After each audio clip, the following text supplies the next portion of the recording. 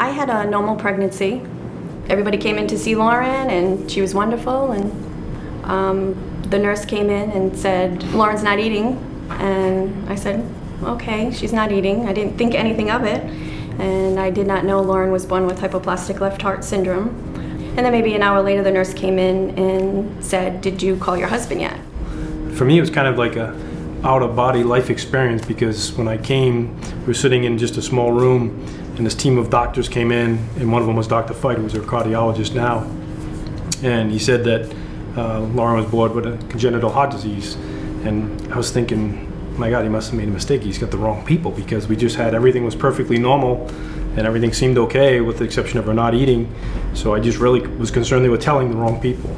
We had, to make a life or death decision that night, which was kind of the roller coaster of emotions that night, Went from a high earlier in the day, and then, it was around 3:30, 4 o'clock in the morning we were driving up to Boston to have the first surgery performed. It was a lot to take in, But we chose the 3 surgeries because we couldn't take her home to pass away.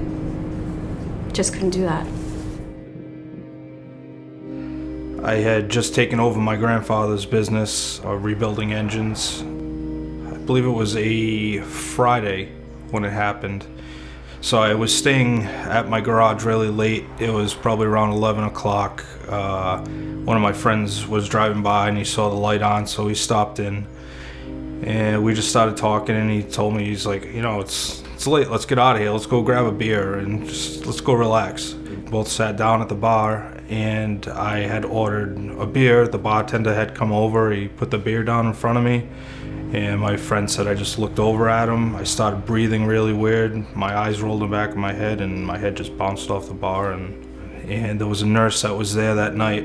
She was supposed to be at work, but she ended up getting cut early, and she had stopped there for a drink, and she came over and she had checked my pulse, and I didn't have a pulse. I woke up. When I did wake up, I had a defibrillator in my chest, which I was surprised to see, and everybody started explaining to me what had happened. I thought I had gotten into a motorcycle accident, but they said, no, you went into cardiac arrest. And I didn't know what to say. I'd never had any heart conditions before this, never had any issues really before this. And they ran a bunch of tests, and that ended up, what it was being was Brugada syndrome. My name is Paiva, and I'm a stroke survivor. I was having some headaches for a couple of days, and I just kind of was giving myself an excuse that it was work, I was under a lot of stress. And when I woke up one morning, I had some blind spots and my right arm was numb.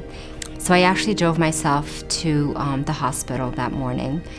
And when I went in, the doctor came in to see me, and he just thought that I was just suffering from migraines, and he was ready to release me. Doctors were kind of puzzled, and they called me and just kind of asking about her history, as she was starting to have some problems with their speech and couldn't communicate with them. So basically I gave them as much information as I could. Finally did the MRI and came back, and they actually spoke to me first before her, and it was the worst words I've ever heard in my life.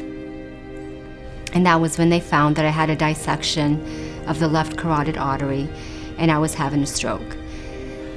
Being as young as we were, as young as she is, and in perfect health, I didn't believe it. Being told that she was having strokes was an eye-opener for all of us. Having 2 boys at home, 2 young kids, and being told that you can lose your best friend. Very scary.